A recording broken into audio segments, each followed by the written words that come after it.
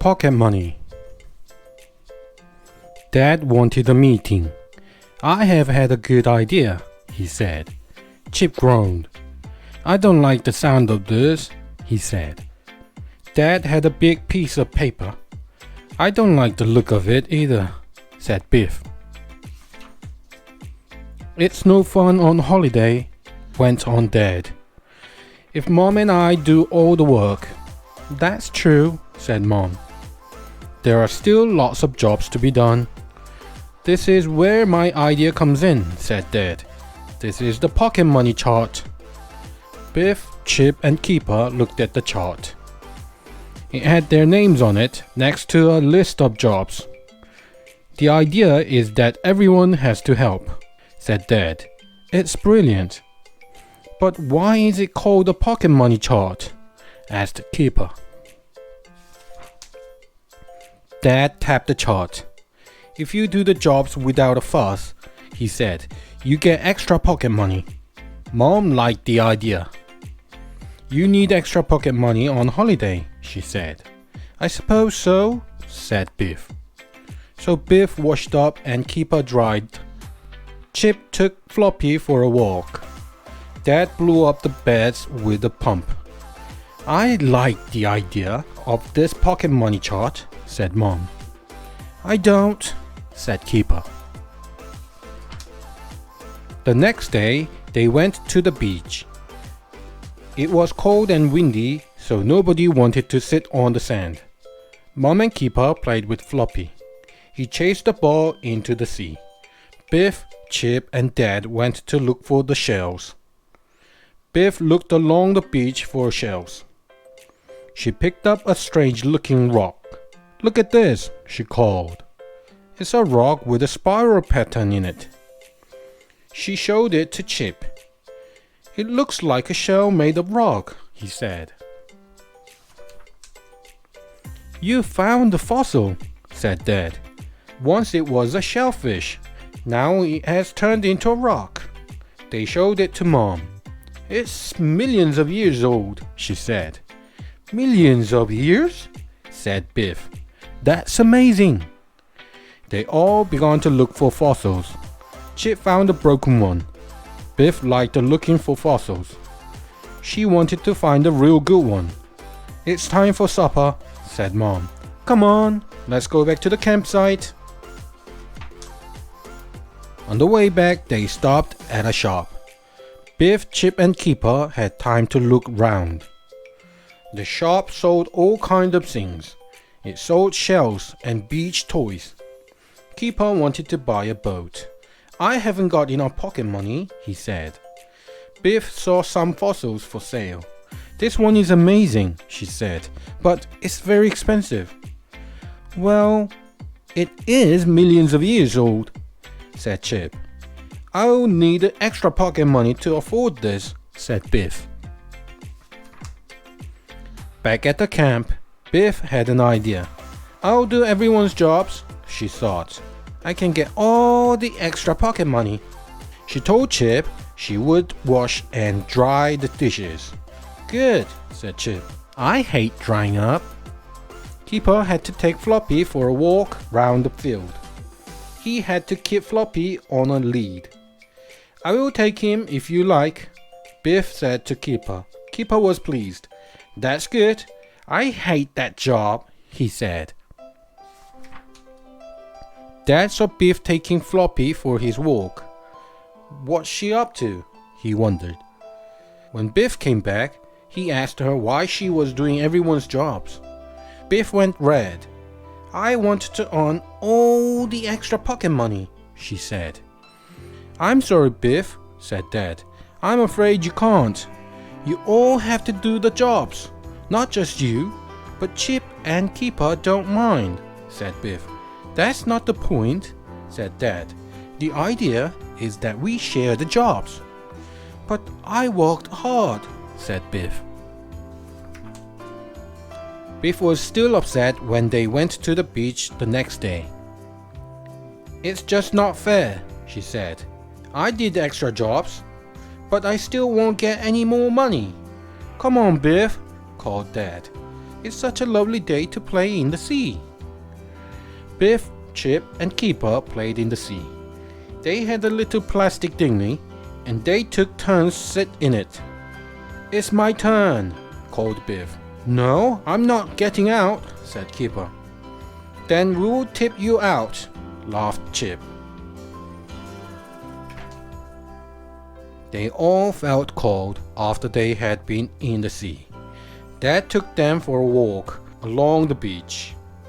Mom stayed behind. Biff began to look for fossils.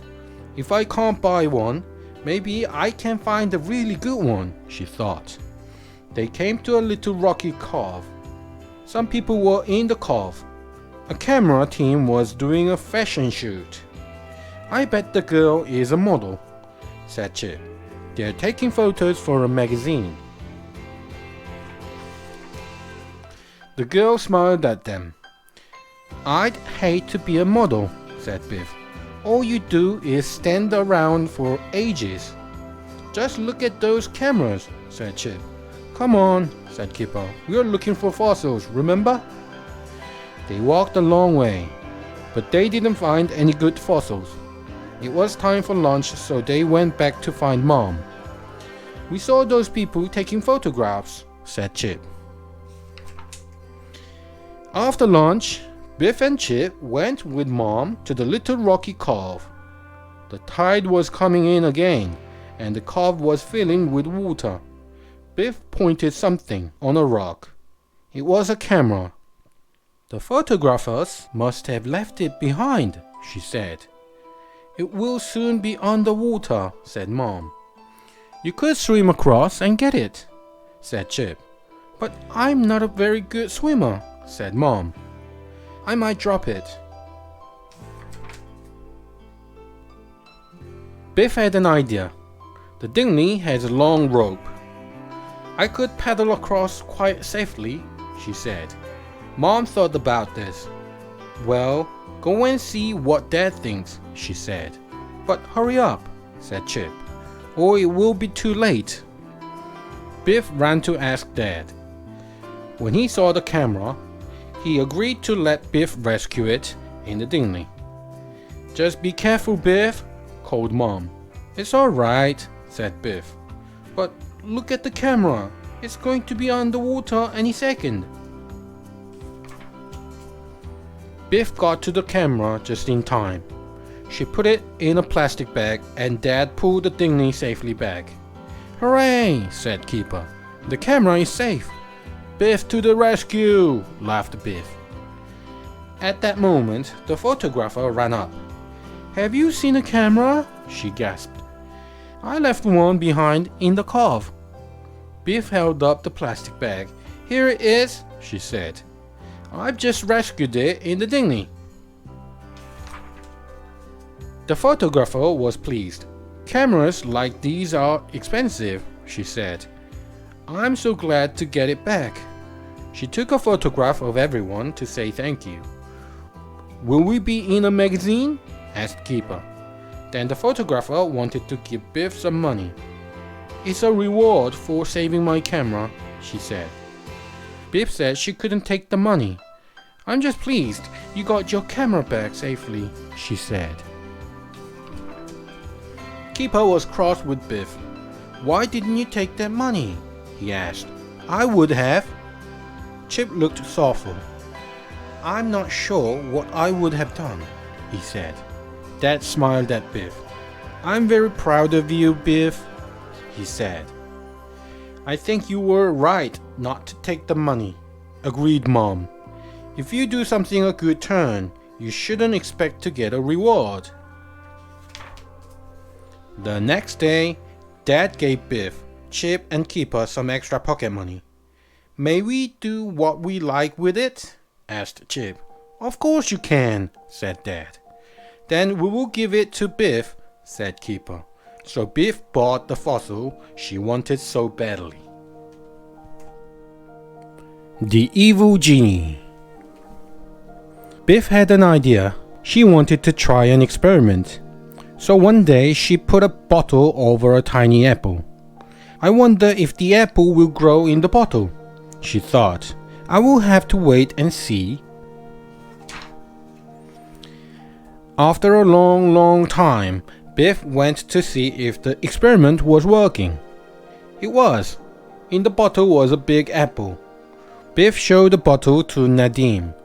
When he saw the apple, he was amazed. "How did you get that in there?" he asked. Suddenly, the magic key began to glow. The magic took the children into another adventure. "I wonder where the magic is taking us," called Keeper. The magic took them to a tiny island in the middle of the ocean. Floppy hated magic adventures. "Oh no," he groaned.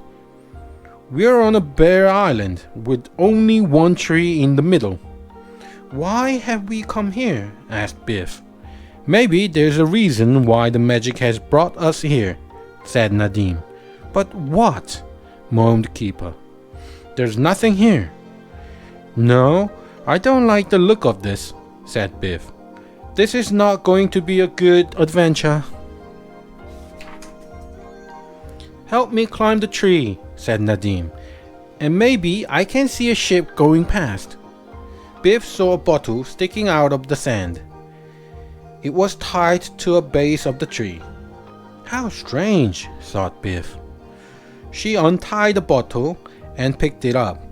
Suddenly, Nadim began to wave and shout. "I can see a boat," he called, "but it's a long way off." They all waved and shouted. The boat turned and came towards them. "Hooray, it's coming!" yelled Keeper. The boat reached the island. There was a boy sailing it. "What are you doing on this tiny island?" he asked. "You wouldn't believe us, even if we told you," said Biff. The boy said he would rescue them, so they all climbed into the boat. "I hate boats," thought Floppy. Biff took the bottle with her. "It's very heavy," she said. "I wonder what's in it." The boy sailed the boat away from the island. "My name is Karma," he said.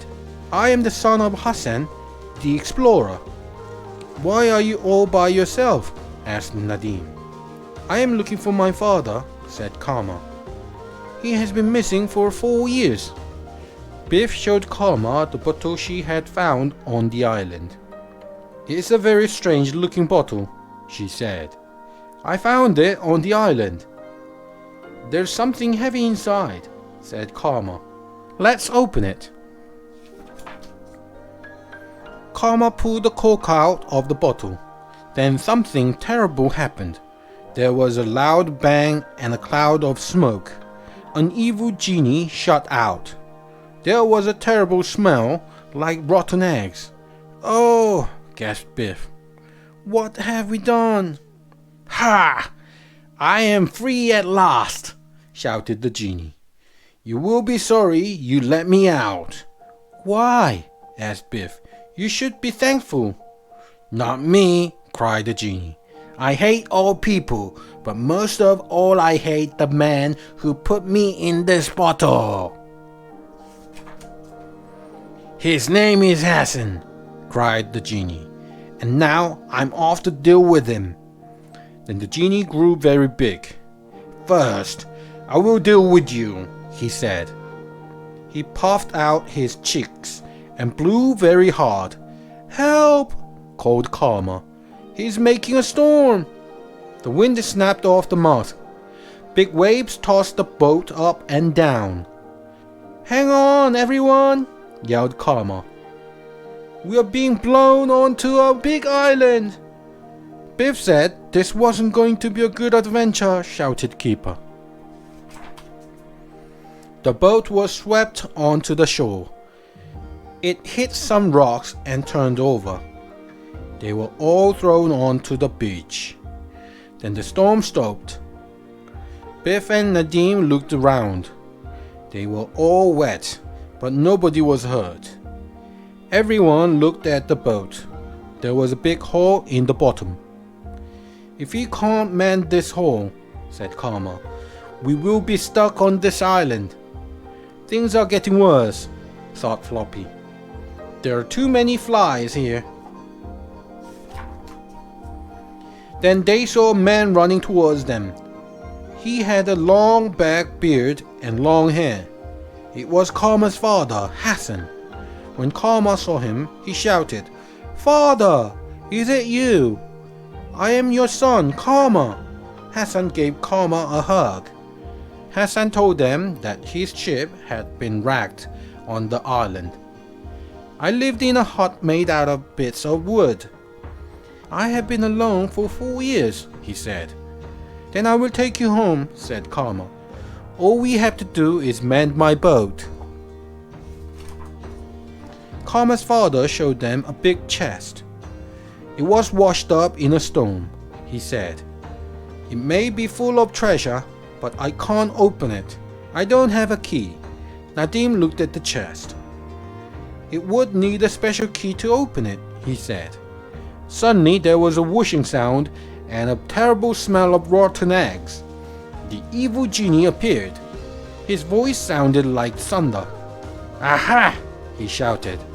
"You trapped me in a bottle. Now I will deal with you, Hassan." Floppy hated the adventure, and he hated Genie even more.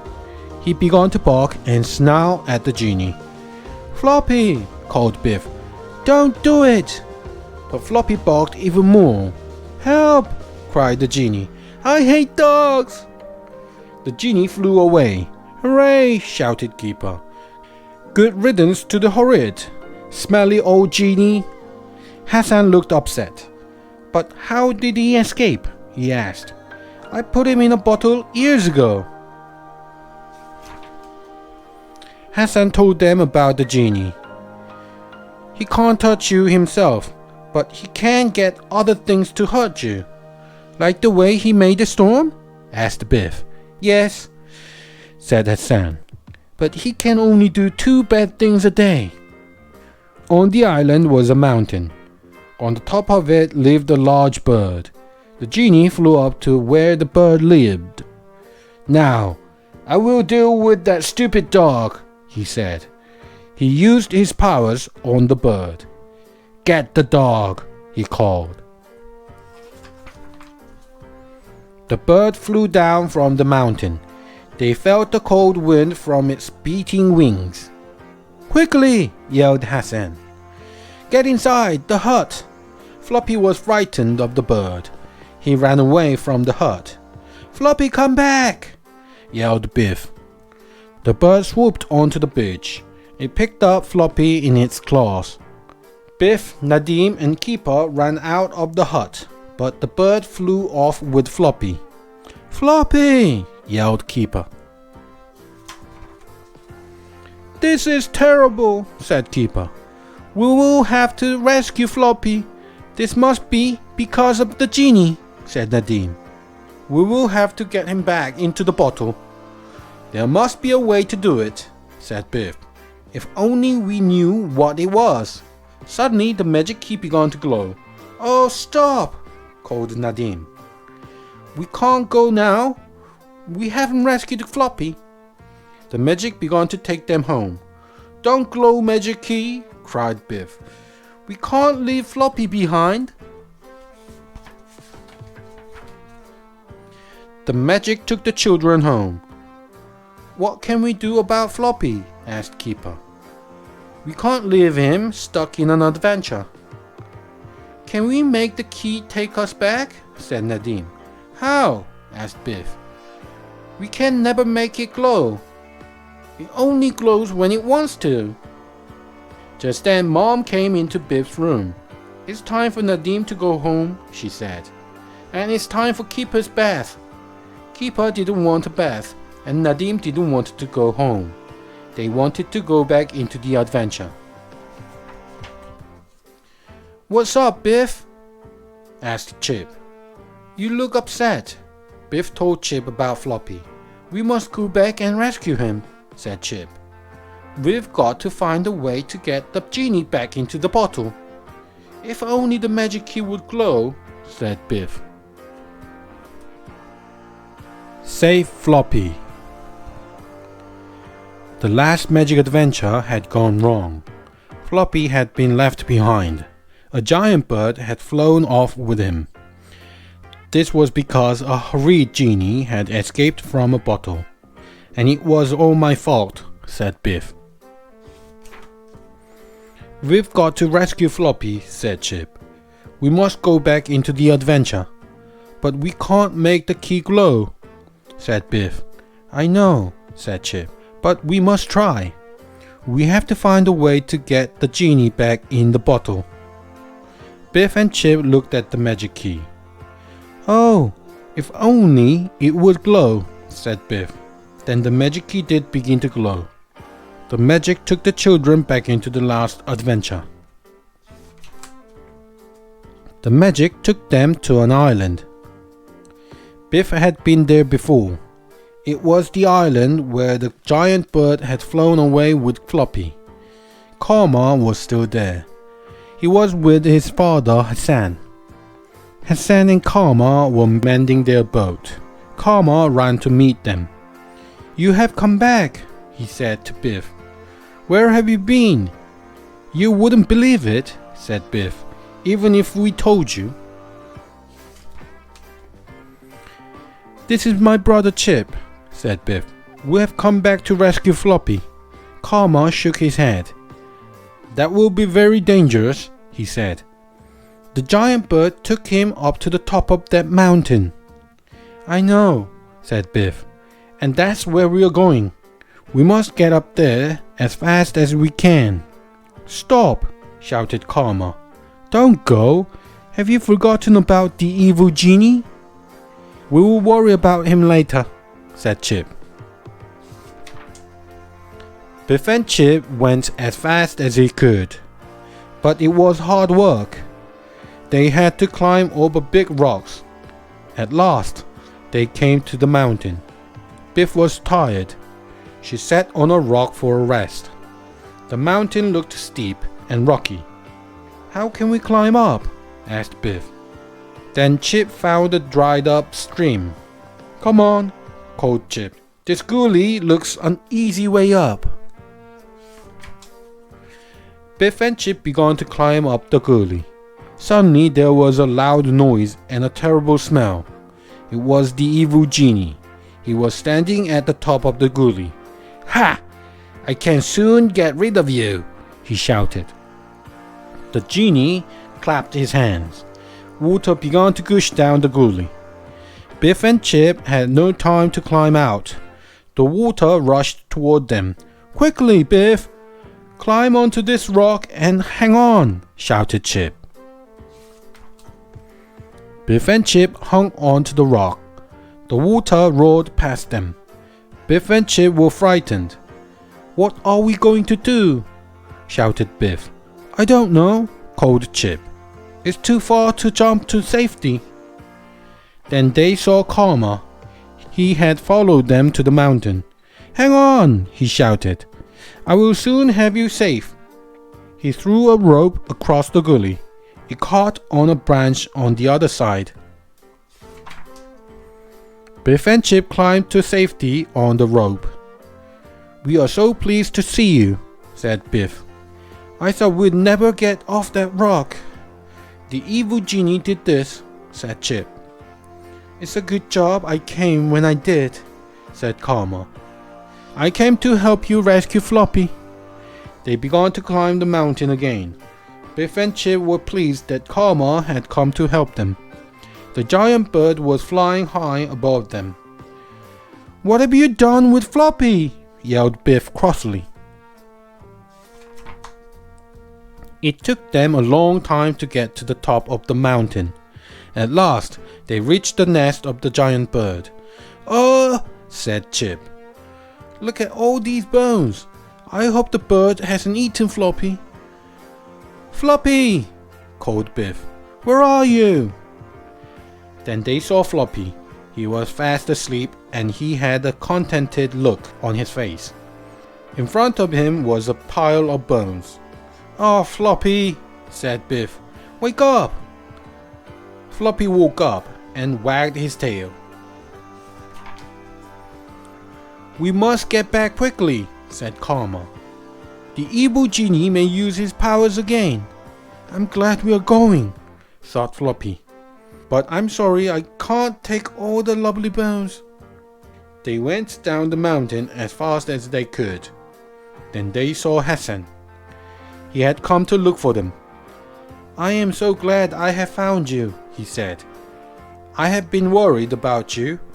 We are all safe, said Karma. And we have rescued Floppy. Hassan was worried. He looked at Karma. The genie may use his powers again. We must get away from the island as quickly as we can, he said. They began to load things into the boat. Chip looked at the old chest on the beach. It had been washed up in a storm. I don't know what's inside it, said Hassan. It could be treasure. Why don't you open it? Asked Chip. I don't have a key, said Hassan. Chip had an idea. Lend me the magic key, Biff, he said. He put the key in the lock and turned it. The lid of the chest sprang open. Everyone looked in the chest, but it was completely empty. Suddenly there was a crackling sound and a terrible smell of the old burnt socks. The evil genie appeared. Ha! He shouted. You have escaped my powers too many times. Now I will deal with you once and for all. Chip thought of a way to trick the genie. Quickly, he shut the lid of the chest. Why did you shut that chest? Asked the genie. What is inside it? It's something very valuable, said Chip. Is it treasure? Asked the genie. It's a lot more valuable than treasure, said Chip. The genie looked in the chest. There's nothing valuable in here, he shouted. Oh, but there is, said Chip. You're just not looking hard enough. The genie bent inside the chest to look. Suddenly, Chip pushed the genie into the chest and slammed down the lid. Then he locked it with the magic key. How dare you! Shouted the genie. You will pay for this when I get out. But you can't get out, called Chip. Oh, yes I can, shouted the genie. I can't get out of the bottles, but it's easy to get out of the chest. But you're locked in, said Chip. We don't believe you can get out. I will use my powers, said the genie. The genie made himself thin and started to slip through the keyhole. Chip held a bottle of the keyhole, and the genie slid into it. He fell for my trick, said Chip. I thought he would. Hassan and Karma shook Chip's hand. That was brilliant, Chip, said Karma. The genie is safely in the bottle. Now we can all go home. I'm glad it was all right in the end, said Biff. And I'm glad Floppy is safe. The magic key began to glow. It was time to go. I bet Floppy hated this adventure, said Chip. Floppy looked at them both. I don't know, he thought. I quite enjoyed it, really. The magic took them home. Kipper ran into Bib's room. Hooray, you rescued Floppy, he said. What happened to the evil genie? We put him back in the bottle, said Chip. The children looked at the little chest. I'm glad the bottle didn't come back from the adventure, said Kipper. Biff tried to lift the lid of the chest, but it wouldn't open. And now the key won't fit. She laughed.